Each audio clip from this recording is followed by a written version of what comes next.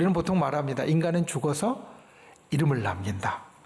그런데 여기에서 누군가의 이름을 기억한다는 것은 단순히 두 글자, 세 글자 그 사람의 이름을 안다는 게 아닙니다. 누군가의 이름을 기억한다는 것은 그 사람이 어떤 삶을 살았는지 기억하는 것이고, 그리고 그 사람이 살았던 삶을 기억한다는 것은 아 그래 그 사람은 이런 사람이었어 라고 그 사람의 정체성을 기억한다라는 말입니다. 그래서 정체성은 내가 누구인지, 내가 어떻게 사는지를 이끌어가는 중요한 가치이고 길잡이가 됩니다. 혹자는 이 정체성을 이렇게 이야기합니다. 정체성이란 내 영혼과 삶의 엑스레이와 같다. 여러분, 언제 우리가 엑스레이를 찍죠? 겉으로는 알 수 없는 것, 속에를 들여다보아야 할 때 엑스레이를 찍습니다. 그러니까 겉으로는 멀끔해 보이지만 속으로는 골병이 들었는지, 아니면 겉으로는 아주 유약해 보이는데 그 속은 단단하고 튼튼한지 우리는 엑스레이를 보면 알 수 있습니다.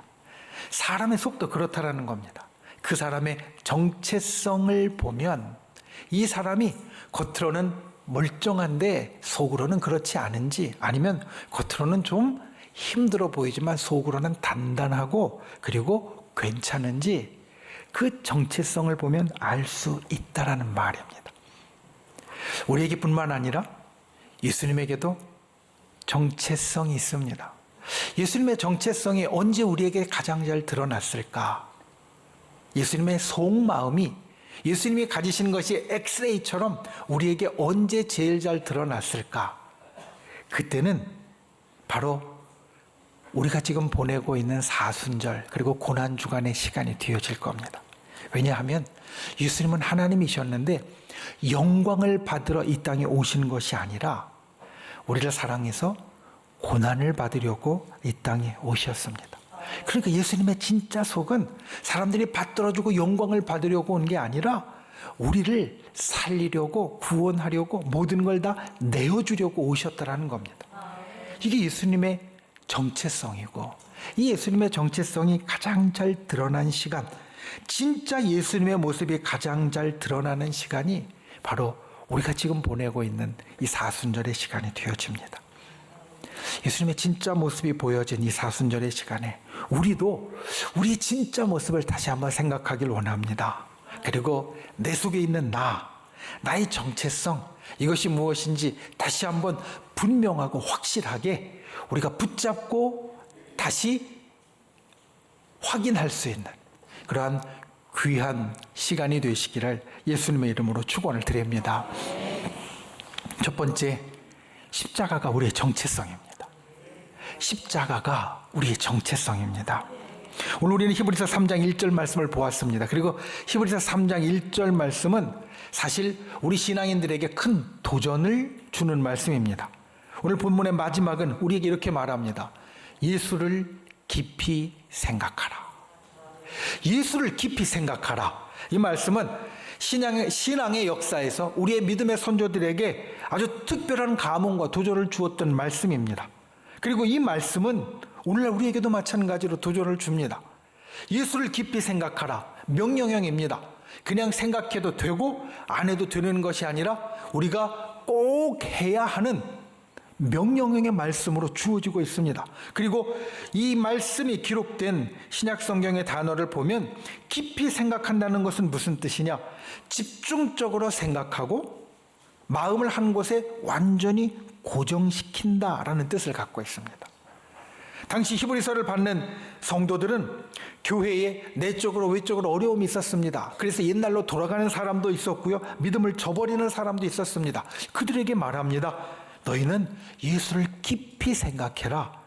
너희의 눈과 너희의 생각을 예수님께 고정하고 끝까지 그분을 붙잡아라. 이렇게 이야기하고 있다는 겁니다. 신앙을 가진 사람이 신앙이 흔들리는 때 언제냐면 어려움이 있을 때입니다. 위기가 닥칠 때입니다. 하나님, 도대체 나는 왜 이래요? 왜 내 삶은 이렇게 힘들어요? 이런 생각을 할 때 우리 신앙이 흔들리게 됩니다. 그때 오늘 말씀은 말합니다. 예수님을 깊이 깊이 생각해라. 예수님께 시선을 고정해라. 예수님만 굳게 붙잡아라. 지금 위기와 그리고 여러 어려움의 상황이 나를 휩쓸고 있지만 그것으로 눈을 돌리지 말고 예수님만 바라보라는 이야기입니다. 여러분, 코끼리 코를 하고 뱅글뱅글 돌아보셨습니까? 우리가 가끔 레크레이션 게임을 할 때 이런 걸 합니다. 코끼리 코를 하고 뱅글뱅글 한 5바퀴 10바퀴를 돈 후에 앞으로 똑바로 가서 무언가를 하는 게임. 그런데 우리가 옆에서 그 게임을 같이 하다 보면, 구경하다 보면 참 재미있는 광경이 펼쳐집니다. 열심히 돌다가 앞으로 가려고 하면 어떻게 됩니까? 쓰러집니다. 비틀비틀합니다. 앞으로 가야 되는데 뒤로 갑니다. 돌고 나면 어지러워서 제대로 하지 못하는 것을 보며 우리는 때로 재미있어하고 즐거워합니다. 그런데 가끔 코끼리 코를 열심히 했는데도 전혀 비틀거리지 않는 사람이 있습니다. 잘 가는 사람이 있습니다. 어떻게 그럴 수 있을까? 코끼리 코를 하는 것보다 더 많이 도는 사람들이 있습니다. 누구냐면 무용을 하는 사람, 춤을 추는 사람, 또는 스케이트를 타는 사람입니다. 그 사람들은 5바퀴, 10바퀴가 아니라 20바퀴, 30바퀴도 돕니다. 그리고 나서 놀랍게도 비틀거리거나 엉뚱한 데로 가는 것이 아니라 자기가 가고자 하는 방향으로 정확하게 흔들리지 않고 갑니다. 어떻게 그럴 수 있을까? 열심히 돌았는데도 어지럽지 않고 흔들리지 않고 똑바로 갈 수 있을까? 이렇게 이야기를 합니다. 돌면서 내 시선이 내 도는 것과 같이 도는 것이 아니라 한 곳을 정해서 그곳만 바라보면 된다라는 겁니다. 그러니까 우리가 돌 때 고개도 어쩔 수 없이 돌아가게 되어지죠. 그런데 재빨리 저 앞에 어느 한 점을 딱 정해서 돌 때 계속 거기만 최대한 바라보라는 겁니다. 그러면 정면에 있는 한 지점이나 물체를 보고 돌면 어지럼이 훨씬 덜하게 되어지고 익숙해지면 어지럽지 않게 된다라고 말합니다. 뱅뱅 도는 위기 속에서 시선을 고정하니까 위기가 아닌 것이 되어집니다. 이것이 우리의 삶입니다.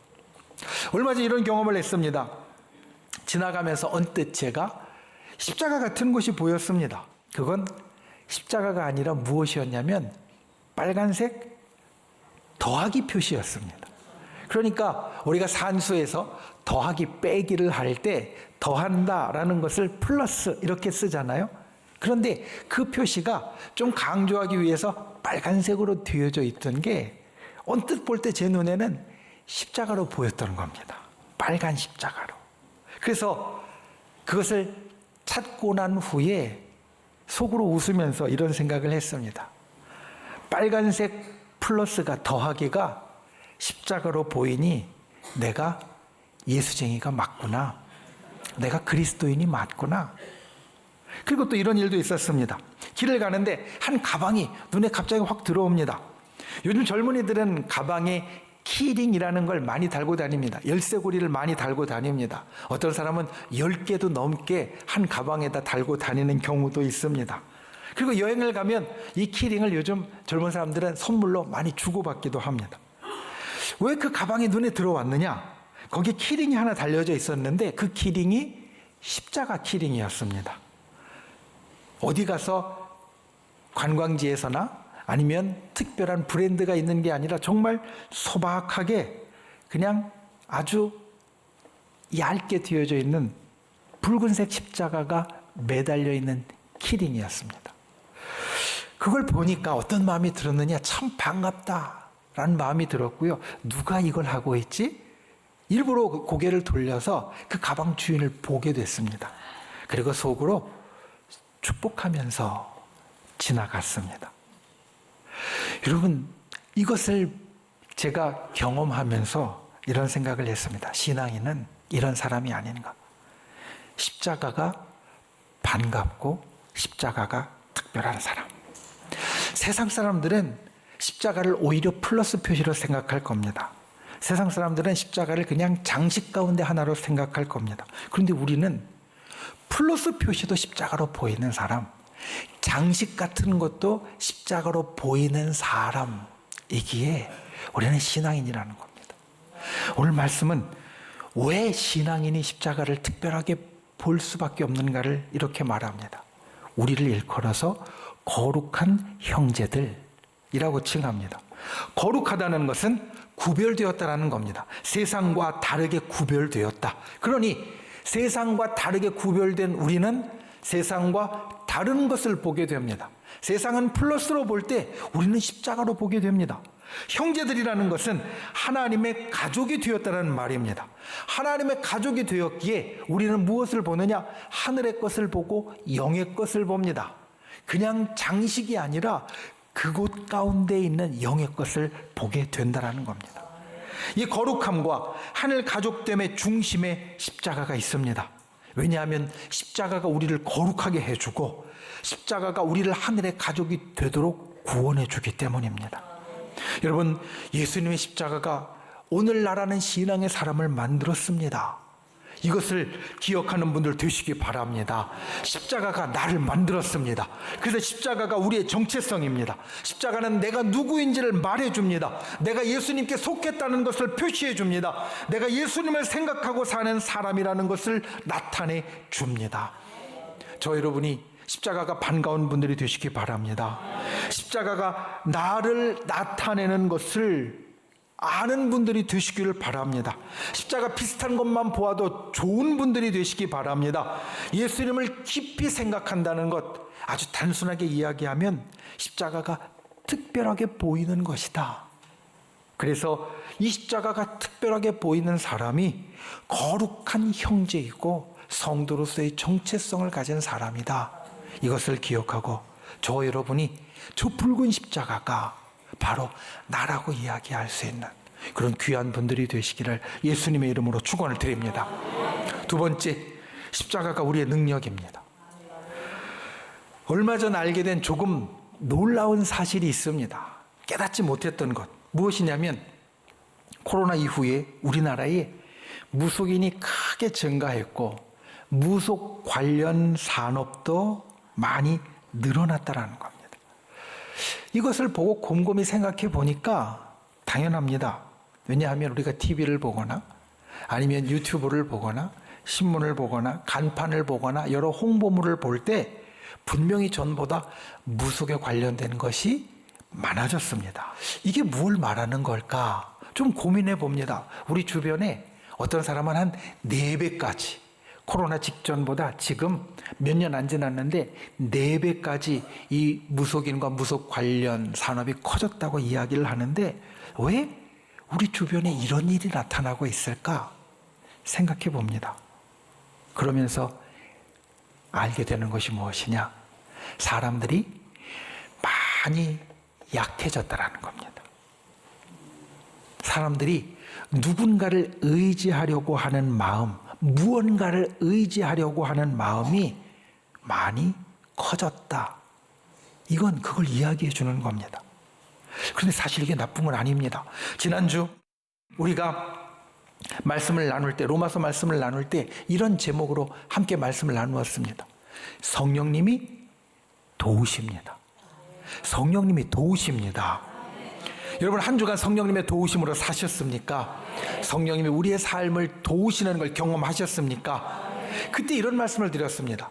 성령님의 도우심을 얻는 첫 번째 걸음은 나의 연약함, 나의 부족함을 인정하는 것이다.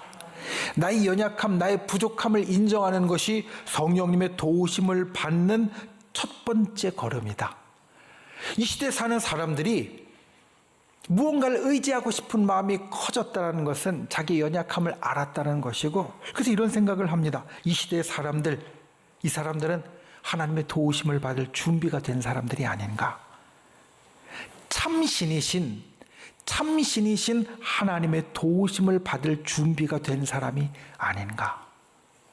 여러분, 우리가 신앙생활을 할 때 우리 신앙생활에서 굳건하게 믿는 대전제가 있습니다. 그것은 십자가는 능력이 있다는 것입니다. 여러분, 십자가는 능력이 있습니다. 때로 십자가를 부적처럼 여기는 사람이 있습니다. 부적처럼 십자가를 가지고 다니면 효험이 있다고 여기는 사람도 있습니다. 하지만 십자가는 부적이 아닙니다. 왜냐하면 십자가는 능력이 있는데 그 능력은 어디서 나오느냐? 바로 십자가를 지신 예수님께 나오기 때문입니다. 우리에게 십자가는 십자가 자체로서의 의미가 아니라 십자가를 지신 예수님을 십자가를 통해 보기 때문에 의미가 있는 겁니다. 오늘 말씀은 왜 십자가에서 그런 능력이 있는지 그것을 우리들에게 전해줍니다. 히브리서 3장 1절의 뒷부분은 예수를 깊이 생각하라라고 하면서 예수님은 이런 분이다라고 우리들에게 이야기하시는데 사도이자 대제사장이신 예수님이라고 말합니다. 왜 십자가 위에 예수님이 능력이 있는가? 우린 여기에서 그 이유를 찾을 수 있습니다. 사도는 하나님이 보내신 자를 말합니다. 그러니까 예수님께서는 하나님께서 보내신 분이시고 왜 보냈습니까? 하나님의 일을 이루라고 보내신 분이십니다. 사실 본문은 오늘 우리가 보는 히브리서 3장 1절은 성경 중에서 예수님을 사도라고 칭하는 유일한 말씀입니다. 그런데 우리는 이게 그리 생소하지 않습니다. 왜냐하면 사도가 보냄을 받은 사람인데 예수님의 보냄을 받았다라는 말씀을 전에도 참 많이 하셨기 때문입니다. 마태복음 10장 40절에는 그 중에 하나 우리에게 말하고 있습니다. 나를 영접하는 자는 나를 보내신 이를 영접하는 것이니라. 예수님을 영접한다는 것은 예수님을 보내신 분, 바로 아버지를 영접하는 것이다 라는 말씀입니다. 그리고 여기에서 말합니다. 예수님은 아버지께서 보내신 분이다. 하나님께서 예수님을 보내신 이유는 우리를 구원하기 위함입니다. 우리를 살리시기 위함입니다. 우리에게 좋은 것을 이루시기 위함입니다. 이게 참 신이신 하나님의 뜻이고 성자 예수님이 우리 가운데 이루시는 일입니다. 그래서 요한복음 6장 38절은 말합니다. 내가 하늘에서 내려온 것은 내 뜻을 행하려 함이 아니요 나를 보내신 이의 뜻을 행하려 함이니라. 예수님께서 하나님의 뜻을 행하시기에 우리에게 좋은 것 구원을 행하시기에 십자가는 능력이 있는 겁니다. 십자가는 참신이신 하나님의 역사가 이루어지는 곳입니다. 우리를 살리는 역사가 이루어지는 곳입니다. 오늘도 우리에게 하나님의 능력이 베풀어지는 곳입니다. 사도이신 예수님이 하나님께서 보내신 예수님이 십자가 위에서 오늘도 하나님의 일, 우리를 살리는 일을 하고 있다. 이것을 기억하고 이것을 붙잡는 저와 여러분이 되시기를 예수님의 이름으로 축원을 드립니다. 그리고 대제사장은 하나님 앞에서 우리를 대변하는 직분입니다. 예수님께서 대제사장이시라는 것은 하나님께 우리의 일을 전달하고 우리의 일을 중보하시는 분이라는 겁니다. 여러분 생각해 보십시오. 무속인에게 점을 치면 항상 가는 길이 있습니다. 어떻게 가느냐? 이 운명을 피하려면, 이 신의 노여움을 풀려면, 이 귀신의 화를 누그러뜨리려면 이런저런 것을 해야 된다라는 겁니다. 이 이야기를 참신앙의 눈을 가진 우리의 눈으로 보면 얼토당토 않게 들립니다. 그런데 그 속에서 우리는 압니다.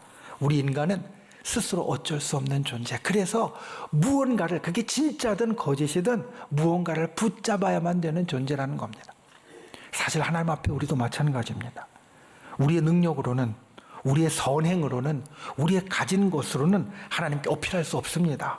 하나님께 변명할 수 없고 하나님께 호소할 수 없습니다. 그런데 대제사장이신 예수님은 우리를 위해 그것을 하십니다. 나는 할 수 없는데, 나는 하나님께 무언가 좀 들이댈 게 없는데 예수님께서 우리를 위하여 그것을 해 주신다라는 겁니다. 우리는 기도할 때 맨 마지막에 꼭 빼먹지 않고 이 말을 덧붙입니다. 예수님의 이름으로 기도합니다. 예수님이 그렇게 하라고 하셨습니다. 그리고 우리가 그것을 잊지 않고 매 기도마다 예수님의 이름으로 기도하는 이유는 예수님께서 지금도 우리를 위하여 중보하고 계시기 때문입니다. 하늘에서 예수님은 지금도 우리를 위하여 중보하십니다. 나를 변호해 주십니다. 나를 해명해 주십니다. 나를 대신해서 기도해 주십니다. 그러니까 대제사장이신 예수님의 역사는 나를 위하여 하나님께 중보하시는 역사이고 이것이 십자가 위에서 이루어진다는 말입니다. 나를 구원하시기 위해, 나를 천국에 보내시기 위해 예수님이 중보하시는 그 능력이 드러난 곳이 바로 십자가이기에 십자가는 우리의 능력이 됩니다. 여러분, 사도이시고 대제사장이신 예수님의 능력이 흘러나오는 그 십자가, 이것이 우리의 능력인 것을 기억하고 이것을 붙잡는 분들이 되시기를 예수님의 이름으로 축원을 드립니다. 이 십자가의 능력을 성경은 우리들에게 분명하게 선포합니다. 우리가 이 사순절의 고난주간에 많이 떠올리는 말씀, 이사야서 53장 5절의 말씀입니다. 그가 찔림은 우리의 허물 때문이요 그가 상함은 우리의 죄악 때문이라. 그가 징계를 받음으로 우리는 평화를 누리고 그가 채찍에 맞음으로 우리는 나음을 받았도다. 여러분, 이 말씀은 이런 선언입니다. 십자가를 통해 우리의 허물을 용서받습니다. 십자가를 통해 예수님이 우리의 죄악을 담당하십니다. 십자가를 통해 우리에게 평화가 주어집니다. 십자가를 통해 우리에게 나음이 이루어집니다. 그래서 이 모든 것이 이루어지는 십자가는 우리의 능력입니다. 십자가는 우리에게 놀라운 능력의 장소가 되어지고 하늘의 역사가 이루어지는 곳이 되어집니다. 여러분, 이 십자가를 날마다 생각하고 내 능력으로 삼는 분들이 되시기 바랍니다. 생각해보면 우리가 사는 온 땅에는 십자가가 가득합니다. 우리가 알아채지 못하지만 알아채고 보면 여러분, 가는 곳마다 건물 위에, 건물 옆에 또는 지나다니는 사람들 손에, 배지에, 때로는 목걸이에, 우리가 가는 곳마다 온 땅에 십자가가 가득합니다.